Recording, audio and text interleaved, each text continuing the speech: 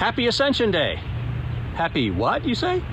Today, May 18th, the 40th day after Easter, is the day Christians around the world remember Jesus' ascension to heaven. If you didn't know that, you're not alone. A large section of the Christian church barely pays any attention, and that's unfortunate, because this is the climax to the Jesus story.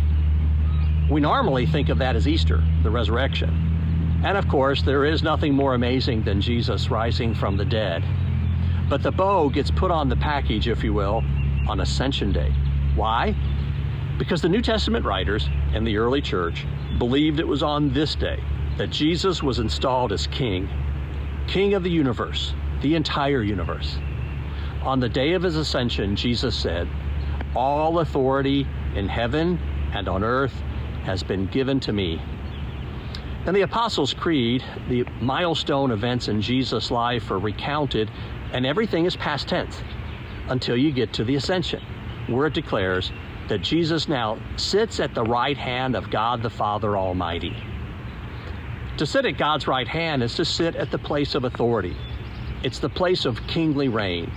It is there he sits, present tense. Now, God has installed his king, and his name is Jesus. Part of the problem for us today is that there aren't many kings or queens left in the world, and the ones that do exist largely have ceremonial or symbolic power only, like the British monarchy. Perhaps you watched some of the coronation of King Charles a few weeks ago. You know that while Charles is king, he has no real political power. That belongs to the Prime Minister and Parliament. I'm afraid sometimes we cast Jesus in the same light. He's symbolically king now, but one day he'll return and really become king. Yes, he will return. But make no mistake about it, he is presently king. This means he is supreme above every power and authority in our world, spiritual and physical. In his book on the Ascension, Dr. Steve Seaman says, like it or not, Caesars and czars, presidents and prime ministers are all now subject to King Jesus. Regardless of what they do, they may refuse, reject, rebel, and rail against his kingship. He is king forever and Lord of all. It's true, one day Jesus will return and every eye will see him, and the unseen reality will become the seen reality. As the writer of Hebrews says, yet at present, we do not see everything subject to him.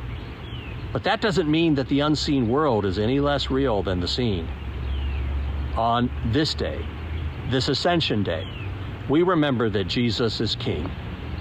Friends, this isn't just a piece of theological trivia. This changes everything. Jesus is king over your life and mine right now, today. Yes, there is suffering, pain and brokenness, evil and injustice, but the church boldly proclaims in the face of all that Jesus is exalted and king of all. Which means when everything around you is shaken, when your world is falling apart, when suffering and hardship seem to rule the day, Jesus is Lord. An old hymn captures this thought beautifully. This is my Father's world. Oh, let me ne'er forget that though the wrong seems oft so strong, God is the ruler yet. This is my Father's world. Why should my heart be sad? The Lord is king. Let the heavens ring. God reigns. Let earth be glad. One day, earth and heaven will indeed be one, and every eye will see him reigning. But you don't have to wait till then to realize that everything that comes against you cannot overrule the king.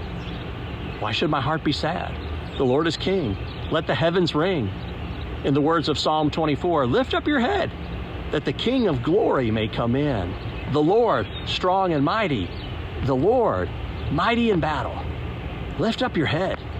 It's Ascension Day.